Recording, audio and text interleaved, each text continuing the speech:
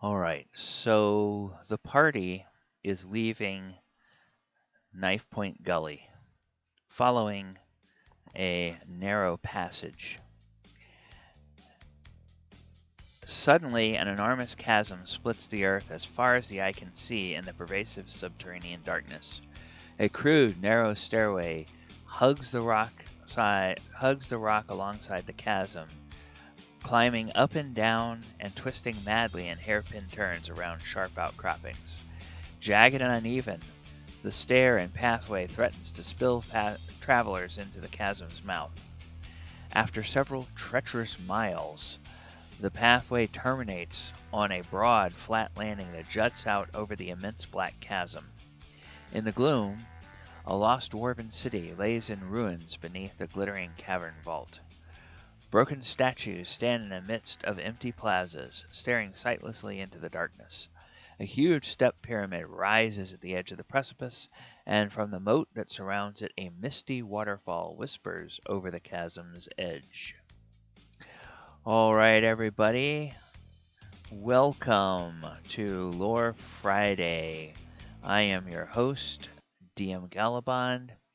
Today is October 2nd, 2020.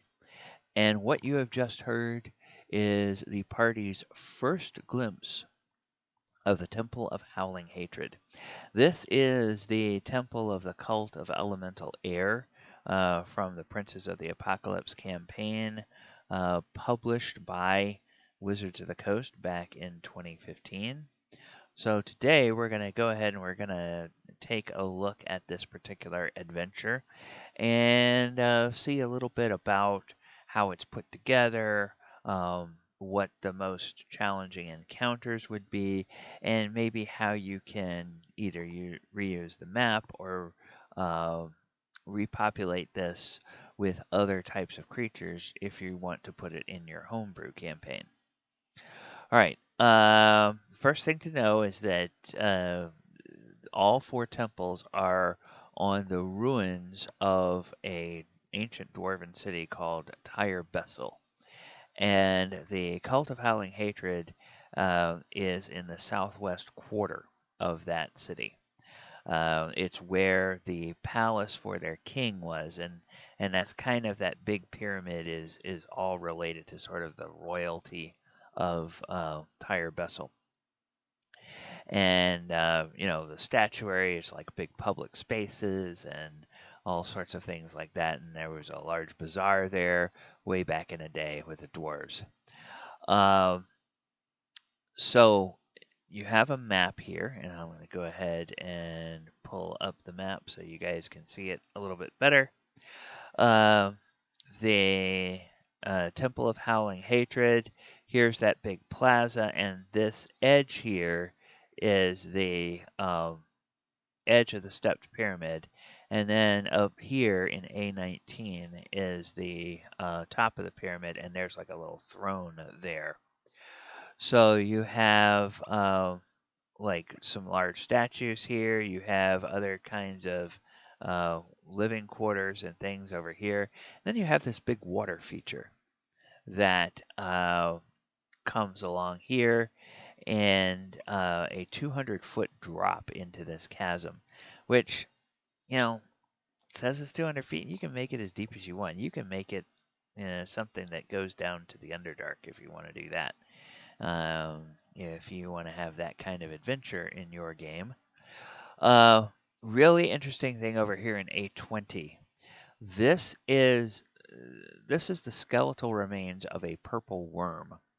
So it's something of a near vertical shaft that actually goes down to the ruins below Tyre Bessel, and you can climb down through the ancient skeleton of the purple worm to get there. So let's see a little bit about this area. So normally 15 feet high, doors are made from stone slabs balanced on central pivots, and there is music that you can hear echoing throughout this area, which is kind of weird since it's supposed to be an abandoned city, but actually. The music is by one of the cultists. And most of the treasure is stuff that's actually left over from the dwarves, and a lot of it is here in the moat. And the special thing about the moat is that there is a large golem that um, is in the moat and is programmed just to uh, walk a patrol around the moat. And if anybody falls in, it just automatically attacks them. So uh, the command words were once known by the dwarves, but long since forgotten, lost to history. So there's no way of um, stopping the golem other than by defeating it in combat or by somehow getting it over the edge of this chasm, where it will fall 200 feet and very likely be, that'd be the end of it. Okay, so the palace quarter entrance is here. This interesting little zigzag pathway where there's like some arrow slits and things so that anybody coming in here during the time of the dwarves would be subject to attack by defenders from both sides. And there are Kenku in here that are part of the cult that are guarding it, and they're making a bunch of strange noise. Um, then there's a place where there's a giant machine, uh, and the big stone wheels uh, operate an elaborate mechanism, and it controls how much water fills the moat. And if you turn the wheels, it either raises or lowers the level of the water in the moat. Um, so then we have Plaza of the Muses over here, where you would find uh, a bard and minstrel, wind harrow, and 5 initiates, and they are playing music. Then there's shopping area and a cloaker is in there. There's more Kenku. Then you have some of the cultists, the initiates, a hurricane, a skyweaver, 2 more Kenku. And then in a ruined villa, you have an Umber Hulk. Okay, so that's kind of an interesting thing. And there's also an immovable rod there, left over from the Dwarven days. There are some ghouls in the tomb area. Uh, and there's a wyvern that is the pet of one of the cultists. So that's over in the plaza area. And the stone golem is shaped like a 12-foot tall, 9-foot wide dwarf. So yes, nearly as wide as it is tall. Morden Shrine. There's some prisoners with some Kenku guards. You have more cultists in Vergadane's Hall. And there's a storm boomerang in there as a magic item for the people or for your party. There's some living quarters, and there are random encounters to see what kind of denizens you find. Then there is the genie, who actually is being conscripted to work for the cultists because of a magic item that you have the potential to find later on. And the genie can be summoned once every 101 years and obligated to complete a single service or task. And so the task that he has been set to by the ancient king is to keep the palace quarter in good repair. And because of the fact that it's kind of been a ruin, he's been doing that work for centuries. So he's obligated to do it, but he's probably not very happy about it. So if you wind up finding that horn and doing something about freeing him, he might be happy. Uh, and in fact, he urges the party to go ahead and attack the leader of the air cult, who is up on top of the pyramid. So he will actually tell you where to find her.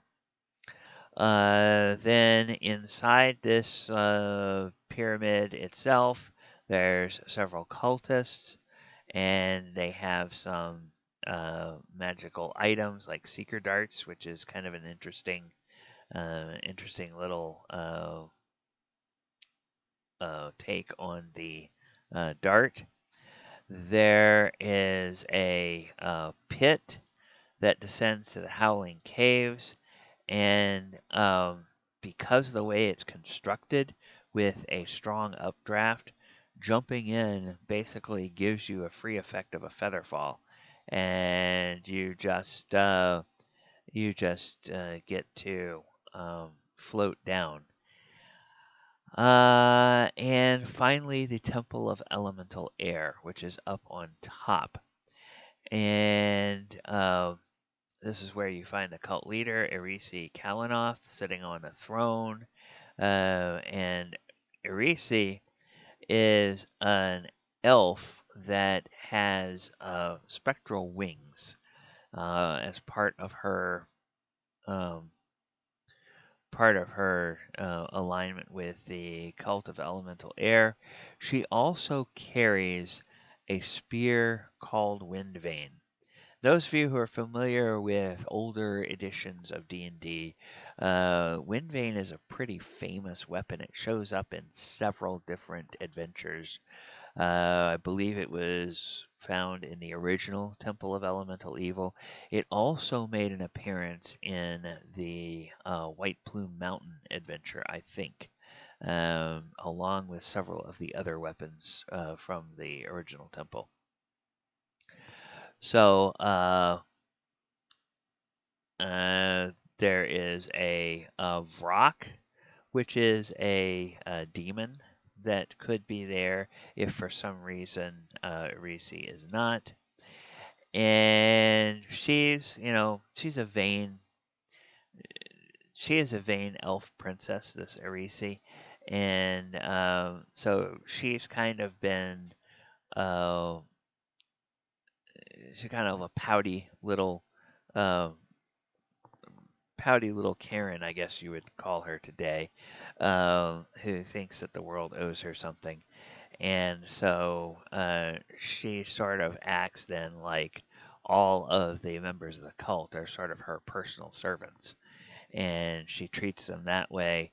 Um, they are, you know, so you could play around with that if you wanted to, if you're that kind of DM, and give them some incentive maybe uh, to want to follow somebody a little bit more worthy uh, of their uh, obedience. Now, of course, that would probably mean that somebody from your party would want to ally themselves with the cult of elemental air. And depending on what kind of game you're running, that may or may not be the case. All right, so this adventure is keyed for 6th level. It's tuned for a party of 6th level. And a couple of interesting things. The passage here up to north, that goes up to another one of the temples. And the passage here to the east also goes to another one of the temples. The passage here to the southwest, that's the one that the characters would normally come in if they were coming from the Feathergale Spire area and coming down into the ruins of Tyre Vessel. That's where Feathergale Spire kind of overlooks the entry to the Temple of Howling Hatred. All right. Just about everything in here is various kinds of humanoids. There's a few standard undead and Umber Hulk and Wyvern and things like that. So, about the most uh, potentially the most problematic thing if you're going to shift it to a different edition is going to be the Kenku, but the Kenku are easy enough to swap out for any kind of other monster that's of a similar potency, if you will, depending on the edition you're playing. And for Homebrew, I, I, I really love this nice, compact city quarter map. Um, Definitely underground ruins, so definitely you can keep like either a gnomish or a dwarvish theme here, or just perhaps maybe you're on a world where uh, most of the civilizations are underground, so it could be populated by humans or any other race, depending on what your jam is with your world. Swap out some of the statuary and some of the temple things to be from uh, dwarven iconography to being of whatever appropriate race, depending on who you have in here.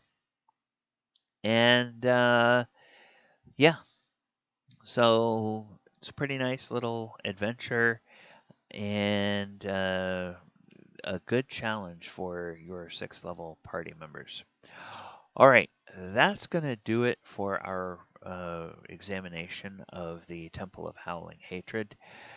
What I would be really interested in the comments below is if you have run this adventure as a DM or if you have played through it as a player.